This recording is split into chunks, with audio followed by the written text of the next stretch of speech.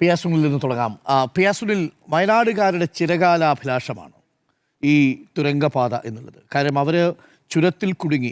ഇന്നും രാവിലെ ഞാൻ വാർത്ത വായിക്കുന്ന സമയത്ത് ഒരു കാറിൻ്റെ മുകളിൽ ഒരു മരം വീണ് മണിക്കൂറുകളോളം ചുരത്തിൽ ഗതാഗതം തടസ്സപ്പെട്ടു. എന്നാൽ അതേസമയം തന്നെ പ്രകൃതിയുടെ സന്തുലിതാവസ്ഥയ്ക്ക് കോട്ടം തട്ടാത്ത തരത്തിൽ വേണം എന്നുള്ളതാണ് നമ്മളെല്ലാവരും ആവശ്യപ്പെടുന്നത്. പക്ഷേ ഇന്ന് നമ്മൾ പുറത്തുവിട്ട GSI റിപ്പോർട്ട് അത് 14-ാം തീയതി കൊടുത്തതാണ്. അതിന്മേൽ ഒരു നടപടിയും കമ്പനി എടുത്തിട്ടില്ല. ആ നിർദ്ദേശങ്ങളെല്ലാം കാറ്റിൽ പറത്തി. 2025 അന്നത്തെ PWയുടെ അപ്രൈസൽ കമ്മിറ്റി കൊടുത്ത 25 നിർദ്ദേശങ്ങളുണ്ട്. അതിലൊരു നിർദ്ദേശവും കാര്യമായി കമ്പനി പാലിച്ചിട്ടില്ല എന്നാണ് മനസ്സിലാക്കുന്നത്. അപ്പോൾ കമ്പനി വീഴ്ച വരുത്തിയിട്ടുണ്ട്. ഈ നിലയിൽ ഇതിങ്ങനെ തുടരുമോ എന്നുള്ളതാണ് ചോദ്യം. തുരങ്കപാത വേണ്ടേ? ഉറപ്പായും തുരങ്കപാത വേണം എന്നാണ് എൻ്റെ നിലപാട്. പക്ഷേ ആ തുരങ്കപാത നിർമ്മിക്കുമ്പോൾ സ്വീകരിക്കേണ്ട അടിസ്ഥാനപരമായിട്ടുള്ള കുറേ മുന്നൊരുക്കങ്ങൾ, സുരക്ഷാ ക്രമീകരണങ്ങൾ, അതുപോലെ തന്നെ ജാഗ്രത, ഇതിലൊക്കെ തന്നെ വലിയ വീഴ്ച സംഭവിച്ചു എന്നതാണ്. അപ്പം നോക്കൂ, ജമ്മു കാശ്മീരിനെ കുറിച്ച് പറയുമ്പോൾ ലോകത്തെ ഏറ്റവും ദുർബലമായ മലനിരകളുള്ള പ്രദേശമാണ് ജമ്മു കാശ്മീർ. ലോകത്തെ ഏറ്റവും അധികം വേണമെങ്കിൽ പറയാവുന്ന തുരങ്കങ്ങൾ ഉള്ളതും ഇനി ഉണ്ടാക്കാൻ പോകുന്നതുമായിട്ടുള്ള മലനിരകളാണ് ജമ്മു കാശ്മീർ. റൂർക്കി എന്ന് പറയുന്ന ജമ്മു കാശ്മീരിലെ ഹിമാലയൻ മലനിരകളിൽ, ജമ്മു കാശ്മീരല്ല, ഹിമാലയൻ ടെറൈൻ മുഴുവനാണ്. ഹിമാലയൻ ടെറൈനിലാണ് ഏറ്റവും വലിയ ഒരു വൈദ്യുതി നിലയം പ്രവർത്തിക്കുന്നത്. അത് ഭൂമിക്കടിയിലാണ്. അതായത് ഹിമാലയത്തിലെ ഒരു മല തുരന്ന മലയുടെ ഉള്ളിലാണ് അവിടുത്തെ വൈദ്യുതി നിലയം പ്രവർത്തിക്കുന്നത്. അപ്പോൾ ഈ രീതിയിലൊക്കെ ടെക്നോളജി വളർന്നിട്ടുണ്ട്. ഓസ്ട്രേലിയൻ തുരങ്കപാത നിർമ്മാണ ടെക്നോളജിയാണ് ഇവിടെയൊക്കെ തന്നെ ഉപയോഗിച്ചിരിക്കുന്നത്. അതേ മാതൃകയിലുള്ള തുരങ്കപാത നിർമ്മാണത്തിൻ്റെ ടെക്നോളജിയാണ് വയനാട്ടിലെ ഈ തുരങ്കപാതയ്ക്കായി നിർമ്മിക്കാൻ തീരുമാനിച്ചത്. ഇവിടുത്തെ പ്രശ്നം എന്താണ്? വയനാട്ടിൽ തുരങ്കപാത നിർമ്മാണത്തിൻ്റെ ഉത്തരവാദിത്വം ഏറ്റെടുത്തത് കൊങ്കൺ റെയിൽ കോർപ്പറേഷൻ ലിമിറ്റഡ് ആണ്. അപ്പോൾ ഈ കൊങ്കൺ റെയിൽ കോർപ്പറേഷൻ ലിമിറ്റഡ് ഒരു നിസ്സാര കമ്പനിയാണോ? അല്ല. ഇന്ത്യൻ റെയിൽവേയുടെ ചരിത്രത്തിൽ തന്നെ ഇത്രയും ദുഷ്കരമായ ടണലുകൾ നിർമ്മിച്ച് ഇന്ത്യൻ റെയിൽവേയുടെ ചരിത്രത്തിൽ തന്നെ ടണലുകളിലൂടെയുള്ള ഒരു ദീർഘദൂര റെയിൽ സർവീസിന് കളമൊരുക്കിയ, അല്ലെങ്കിൽ അതിന് ഒരു വികസനം, ഒരു വഴിയൊരുക്കിയ ഒരു റെയിൽ കമ്പനിയാണ് കൊങ്കൺ റെയിൽ കോർപ്പറേഷൻ എന്ന് പറയുന്നത്. ഏതാണ്ട് 91 ടണലുകളാണ് കൊങ്കൺ റെയിൽവേ നിർമ്മിച്ചത്. 91 ടണലുകൾ, 84 കിലോമീറ്റർ ടണൽ ദൂരമാണ് കൊങ്കൺ റെയിൽവേ നിർമ്മിച്ചിരിക്കുന്നത്. അപ്പോൾ അങ്ങനെ ആ ഒരു റെയിൽ കമ്പനിയാണ് ആ ടണൽ റോഡ് നിർമ്മാണത്തിൽ എക്സ്പേർട്ടായിട്ടുള്ള കൊങ്കൺ റെയിൽവേയാണ് ഈ വയനാട്ടിലെ 8.25 കിലോമീറ്റർ ദൂരത്തിൽ വരുന്ന ഈ ടണൽ അല്ലെങ്കിൽ തുരങ്കപാത നിർമ്മിക്കാൻ പോകുന്നത്. ഇതിൻ്റെ ഒരു സബ് കോൺട്രാക്റ്റാണ് ഇപ്പോൾ DBL എന്ന് പറയുന്ന കമ്പനി ചെയ്യുന്നത്. ആ DBL എന്ന് പറയുന്ന കമ്പനിയാണ് ഈ തുരങ്കം നിർമ്മിക്കുന്നതിൻ്റെ പ്രാഥമിക ഘട്ട പ്രവർത്തനങ്ങൾ ചെയ്യുന്നത്. അവരാണ് മേപ്പാടിയിൽ ഈ മണ്ണ് നീക്കം ചെയ്തും ഒപ്പം തന്നെ മണ്ണ് പ്ലാസ്റ്റർ ചെയ്തും ഈ മണ്ണ് ഇടിഞ്ഞ് താഴാതിരിക്കാൻ അവിടെ ഈ കോൺക്രീറ്റ് പുതപ്പ് എന്നൊക്കെ നമുക്ക് ആളുകൾക്ക് മനസ്സിലാവുന്ന രീതിയിൽ പറഞ്ഞാൽ ഈ കോൺക്രീറ്റ് സോയിൽ നെയിലിംഗ് എന്ന് പറയുന്ന ഒരു സിസ്റ്റം ഒക്കെ തന്നെ ഉണ്ടാക്കി. അതാണ് നമ്മൾ ഈ ദൃശ്യങ്ങളിലൊക്കെ കാണാൻ കഴിയുന്നത്. ഇങ്ങനെ മലയുടെ താഴ്വാരത്തിൽ ഇങ്ങനെ കോൺക്രീറ്റ് പൊതിഞ്ഞ രീതിയിൽ കാണുന്നത്. അപ്പോൾ ഇതെല്ലാമാണ് ഇടിഞ്ഞ് താഴേക്ക് പതിച്ചത്. അപ്പോൾ ഏറ്റവും പ്രധാനപ്പെട്ട പ്രശ്നം എന്ന് പറയുന്നത്, ഇവിടെ ഇങ്ങനെ ഒരു നിർമ്മാണം ആരംഭിക്കുന്നതിന് മുൻപ് അവിടുത്തെ മണ്ണിൻ്റെ ഘടന, മണ്ണിൻ്റെ പ്രത്യേകത, മണ്ണ് എങ്ങനെയായിരിക്കും മഴ പെയ്താൽ, ആ മണ്ണ് ഏത് രീതിയിൽ മാറും എന്നത് സംബന്ധിച്ചുള്ളൊരു ഡീറ്റെയിൽഡ് സ്റ്റഡി നടത്തിയിട്ടില്ല എന്നതാണ്. ഇന്ന് ഈ ദുരന്തം നടന്ന സമയത്ത് ഹിന്ദുവിൽ വന്നിട്ടുള്ള ഒരു റിപ്പോർട്ടുണ്ട്. ഈ മേപ്പാടിയിൽ ദുരന്തം നടന്ന സമയത്ത് ഹിന്ദുവിൽ വന്നിട്ടുള്ള റിപ്പോർട്ടുണ്ട്. ആ റിപ്പോർട്ടിൽ CP രാജേന്ദ്രൻ എന്ന് പറയുന്ന ജിയോളജിസ്റ്റ് പറഞ്ഞിട്ടുള്ളൊരു കോട്ടുണ്ട്. വളരെ പ്രധാനപ്പെട്ടതാണ്. ഈ മേപ്പാടിയിൽ ഈ തുരങ്കപാത നിർമ്മാണം ആരംഭിക്കുന്നതിന് മുൻപ്, അല്ലെങ്കിൽ ഈ വയനാട് തുരങ്കപാത നിർമ്മാണം ആരംഭിക്കുന്നതിന് മുൻപ് ഡീറ്റെയിൽഡ് ആയിട്ടുള്ള ജിയോളജിക്കൽ ഹൈഡ്രോളജിക്കൽ സ്റ്റഡി നടത്തിയിട്ടേയില്ല എന്നതാണ് പറയുന്നത്. അതായത് ഡീറ്റെയിൽഡ് ആയിട്ടുള്ള ഡീപ്പായിട്ടുള്ള ജിയോളജിക്കൽ ഭൗമഘടന സംബന്ധിച്ചുള്ള പഠനമോ അതുപോലെ തന്നെ ഹൈഡ്രോളജിക്കൽ സ്റ്റഡി, അതിൻ്റെ ഒരു ജലനിയന്ത്രണം, തോത്, അതിൻ്റെ എങ്ങനെയായിരിക്കും അത് പ്രത്യാഘാതം ഉണ്ടാക്കുക എന്നത് അടക്കമുള്ള ഹൈഡ്രോളജിക്കൽ സ്റ്റഡി സംബന്ധിച്ചുള്ള ഒരു ഡീറ്റെയിൽ സ്റ്റഡി നടത്തിയിട്ടേ ഇല്ല എന്നുള്ളതാണ്. അവിടെയാണ് നമ്മൾ 2 മുന്നറിയിപ്പ് കത്തുകൾ പരിശോധിക്കേണ്ടത്.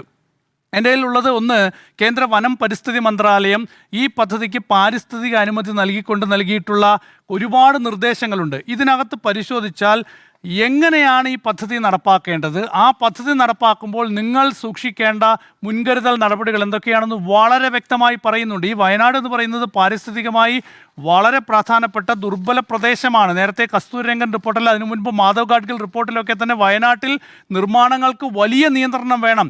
അവിടെ വളരെ ഫ്രജൈലായിട്ടുള്ള ലാൻഡാണ്. അവിടെ നടത്തുന്ന ചെറിയ നിർമ്മാണങ്ങൾ പോലും വലിയ ആഘാതങ്ങൾ ഉണ്ടാക്കും എന്ന് മുന്നറിയിപ്പ് നൽകിയതാണ്. അതെല്ലാം വെട്ടിത്തിരുത്തി അതെല്ലാം തോട്ടിക്കളഞ്ഞു പിന്നീട് കസ്തൂരിരംഗൻ റിപ്പോർട്ട് വന്നപ്പോൾ. ഇപ്പോൾ ഏതാണ്ട് അത് ആ രീതിയിലുള്ള നിയന്ത്രണങ്ങളും ഇല്ല. അവിടെയാണ് നമ്മളിങ്ങനെ ഒരു തുരങ്കപാത നിർമ്മിക്കുന്നത്. അപ്പോൾ ഈ വനം പരിസ്ഥിതി മന്ത്രാലയം നൽകിയ റിപ്പോർട്ടായാലും അതിനുശേഷം ജിയോളജിക്കൽ സർവേ ഓഫ് ഇന്ത്യ നടത്തിയ റിപ്പോർട്ടായാലും പരിശോധിച്ച അവരുടെ കണ്ടെത്തലുകളായാലും എല്ലാം കാറ്റിൽ പറത്തിയുള്ള നിർമ്മാണ പ്രവർത്തനങ്ങൾ അവിടെ നടന്നു എന്നതാണ്.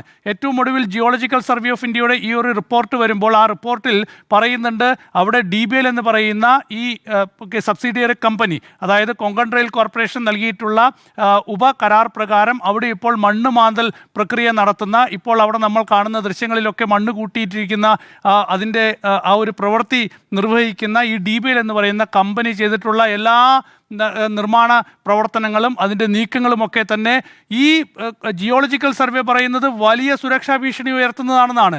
അതായത് അവിടെ മണ്ണിടിയാൻ തന്നെ കാരണമായത് പ്രധാനമായും അവരുടെ ഈ നിർമ്മാണ രീതിയാണ്. അവിടെ മഴ പെയ്യുമ്പോൾ ആ വെള്ളം ചോർന്നു പോകാനുള്ള ഒരു സുഷിരം പോലും ഇല്ലാതെയാണ് അവിടെ ഈ കോൺക്രീറ്റ് വാൾ നിർമ്മിച്ചത്. അപ്പോൾ വെള്ളം അവിടെ കെട്ടിനിന്നു. അപ്പോൾ മണ്ണിനൊപ്പം വെള്ളം കെട്ടിനിന്നു. ആ വെള്ളം ചോർന്നു പോകുന്നില്ല. സ്വാഭാവികമായും ആ കോൺക്രീറ്റ് വാളെല്ലാം കൂടി ഇടിച്ച് പൊളിച്ച് താഴേക്ക് വന്നു. ഏറ്റവും പ്രധാനപ്പെട്ടത്, ഈ ദുരന്തം നടന്ന ദിവസം മുഖ്യമന്ത്രി VD സതീശൻ പറഞ്ഞു, അതിനുശേഷം പലരും പറഞ്ഞു, ഇതിപ്പോൾ മാറ്റി പറയുന്നുണ്ട്, അവിടെ മണ്ണ് എടുത്ത് കൂട്ടിയിട്ടതാണ് യഥാർത്ഥത്തിൽ ഈ ദുരന്തത്തിന് കാരണമായതെന്നൊക്കെ. മണ്ണ് കുറേ താഴെയുണ്ടായിരുന്നു, കുറേ മുകളിലുണ്ടായിരുന്നു. മുകളിലുള്ള മണ്ണൊക്കെ ടാർപോളിനിട്ട് മൂടി വെച്ചിരുന്നു. പക്ഷെ താഴെ ഈ മണ്ണ് കൂട്ടിയിട്ടത് കൊണ്ടാണ് ഈ ദുരന്തത്തിൻ്റെ ആഘാതം കുറഞ്ഞത്.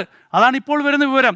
ആ മണ്ണ് അവിടെ ഉണ്ടായിരുന്നില്ല എങ്കിൽ ആ മല അതുപോലെ ഇടിഞ്ഞ് താഴേക്ക് വന്ന് അത്രയും സ്പീഡിൽ താഴേക്ക് ഇറങ്ങിയിരുന്നുവെങ്കിൽ വലിയ ദുരന്തമായി അത് വയനാട്ടിൽ മേപ്പാടിയിൽ മാറുമായിരുന്നു. അത് ഇത്രയും ആഘാതം കുറഞ്ഞ ഒരു ദുരന്തമായി മാറാനുള്ള ഒരു കാരണം, സാധാരണക്കാരെ കൂടുതൽ ബാധിക്കാത്തതിന് കാരണം താഴെ ആ മണ്ണ് കിടന്നത് കൊണ്ടാണെന്നൊക്കെ വരുന്നുണ്ട്. പക്ഷേ ഇതൊന്നുമല്ല ഞാനിവിടെ ചൂണ്ടിക്കാണിക്കാൻ പോകുന്നത്. ഇത്രയും ഇതിൻ്റെ ഒരു ഫാക്റ്റാണ്. പക്ഷേ ഏറ്റവും പ്രധാനപ്പെട്ട വിഷയം എന്താണ്, എന്തുകൊണ്ട് ഈ സംഭവം ഉണ്ടായി എന്നുള്ളതാണ്. ഈ സംഭവം ഉണ്ടായതിൻ്റെ ഏറ്റവും പ്രധാനപ്പെട്ട കാര്യം, ഈ നിർമ്മാണ കമ്പനി അവിടെ ഈ നിർമ്മാണ പ്രവർത്തനങ്ങൾ നടത്തിയതിൽ ഒരു മേൽനോട്ടമേ ഉണ്ടായില്ല. ആർക്കാണ് ഇതിൻ്റെ മേൽനോട്ടം? ഒന്ന്, ഈ സ്വാഭാവികമായും ഇതൊരു തുരങ്കപാതയായതുകൊണ്ട് PWD വകുപ്പിനാണ്. രണ്ടാമത്തത്, അവിടെ ഒരു അപകടമുണ്ടാകുമോ അത് നിരീക്ഷിക്കേണ്ടത് ജില്ലാ ദുരന്ത നിവാരണ അതോറിറ്റിയാണ്. മൂന്നാമത്തേത്, ഇതിന് പണം നൽകുന്ന ആരാണ്? കിഫ്ബിയാണ്. നാലാമത്തത് എന്താണ്? വനമേഖലയിലാണ് നിർമ്മാണം. വനമേഖലയോട് ചേർന്ന് കിടക്കുന്ന പ്രദേശമാണ്. സ്വാഭാവികമായും വനം പരിസ്ഥിതി വകുപ്പിന് അതിൻ്റെ നിയന്ത്രണമുണ്ട്. അപ്പോൾ ഈ വകുപ്പുകളെല്ലാം ചേർന്നുകൊണ്ടുള്ള ഒരു നിരീക്ഷണ സംവിധാനം അവിടെ ഉണ്ടാകേണ്ടതാണ്. ജൂൺ 20 അവിടെ മണ്ണ് നീക്കം ചെയ്യണമെന്നൊരു ഉത്തരവിട്ടു. അത് ഉത്തരവ് നടപ്പാക്കണോ വേണ്ടി എന്നുള്ളതല്ല. പക്ഷെ ഒരു ഉത്തരവിട്ട ശേഷം അവിടുന്ന് ഉദ്യോഗസ്ഥൻ വീട്ടിൽ പോയി. പിന്നെ അതെന്തെങ്കിലും ചെയ്യുന്നുണ്ടോ എന്ന് നോക്കിയില്ല. എങ്ങനെയാണ് ഇവർ ഈ സോയിൽ നെയിലിംഗ് നടത്തുന്നതെന്ന് നോക്കിയില്ല. റോക്കിലാണ് യഥാർത്ഥത്തിൽ അത് നടത്തേണ്ടിയിരുന്നത്, പാറക്കെട്ടിലാണ് നടത്തേണ്ടത്. പാറക്കെട്ടിൽ സുഷിരങ്ങൾ ഉണ്ടാക്കി അതിൽ കമ്പികൾ താഴ്ത്തി വെച്ച് അതിൽ കോൺക്രീറ്റ് ചെയ്തൊക്കെയാണ് ഉണ്ടാക്കേണ്ടിയിരുന്നത്. അതങ്ങനെയല്ല ഉണ്ടാക്കിയത്. അങ്ങനെയല്ല ഉണ്ടാക്കുന്നത് എന്ന് ചൂണ്ടിക്കാണിച്ചുകൊണ്ട് തിരുത്തിക്കാനുള്ള ഒരു സംവിധാനം അവിടെ ഉണ്ടാക്കിയില്ല. അപ്പോൾ തെരഞ്ഞെടുപ്പ് കഴിഞ്ഞു. അവിടെ ഉദ്യോഗസ്ഥരൊക്കെ വലിയ ആലസ്യത്തിലായി, ട്രാൻസ്ഫറുകളുടെ ആഘോഷത്തിലായി. അപ്പോൾ അങ്ങനെയുള്ള ഒരു സാഹചര്യത്തിൽ അവിടെ ഈ നിർമ്മാണ പ്രവർത്തനങ്ങൾ ഏത് രീതിയിലാണ് നടക്കുന്നത് എന്നത് സംബന്ധിച്ച് നിരീക്ഷിക്കാനുള്ള ഒരു സംവിധാനവും ഉണ്ടായില്ല. ആ സംവിധാനത്തിൻ്റെ പരാജയമാണ് യഥാർത്ഥത്തിൽ മേപ്പാടിയിൽ ഇപ്പോഴുണ്ടായ ദുരന്തത്തിന് കാരണം. അവിടെ ഒരു ഉദ്യോഗസ്ഥരെത്തി കാര്യങ്ങൾ കൃത്യമായി നിരീക്ഷിച്ച് വയനാട്ടിൻ്റെ പ്രത്യേക സാഹചര്യങ്ങൾ കണക്കിലെടുത്തുകൊണ്ട് വേണ്ട മുന്നറിയിപ്പുകൾ നൽകിയിരുന്നുവെങ്കിൽ, ആ മുന്നറിയിപ്പുകൾ നടപ്പാക്കുന്നുണ്ടോ എന്ന് കൃത്യമായി നിരീക്ഷിച്ചിരുന്നുവെങ്കിൽ ഒരുപക്ഷെ വയനാട്ടിൽ ഇങ്ങനെയൊരു സംഭവം ഉണ്ടാകില്ലായിരുന്നു. അതുകൊണ്ട് മേലിൽ ഇപ്പോൾ സർക്കാർ തീരുമാനിച്ചിരിക്കുന്നത് കൃത്യമായ ഹൈഡ്രോളജിക്കൽ ജിയോളജിക്കൽ സ്റ്റഡി കൃത്യമായി നടപ്പാക്കിയ ശേഷം, അല്ലെങ്കിൽ നടത്തിയ ശേഷം ഇനി നിർമ്മാണവുമായി മുന്നോട്ട് പോകാനാണ്. അതുകൊണ്ട് മേലിലെങ്കിലും നിരീക്ഷണ സംവിധാനം ശക്തമാക്കുക, അവിടെ വീഴ്ചകൾ ഉണ്ടാകുന്നില്ല എന്ന് ഉറപ്പുവരുത്തുക, അവിടെ കൃത്യമായി തന്നെയാണ് ഈ നിർമ്മാണ കമ്പനികൾ മുന്നോട്ട് പോകുന്നത് എന്ന കാര്യം കൃത്യമായി പരിശോധിക്കുക. അങ്ങനെ എല്ലാ കുറവുകളും എല്ലാ പാളിച്ചകളും പരിഹരിച്ചു വേണം ഈ തുരങ്ക നിർമ്മാണം മുന്നോട്ട് കൊണ്ടുപോകാൻ. തീർച്ചയായും വയനാട്ടുകാരുടെ ചിരകാലാഭിലാഷമാണ്. കേരളത്തിൻ്റെ തന്നെ വലിയ ഒരു പദ്ധതിയായിരിക്കും ഒരുപക്ഷെ ഇത്. അതുകൊണ്ട് അത് നടപ്പാക്കുക തന്നെ വേണം. അത് നടപ്പാക്കുമ്പോൾ ജാഗ്രത അത് വേണം, അതിനായുള്ള നടപടികൾ സ്വീകരിക്കണം.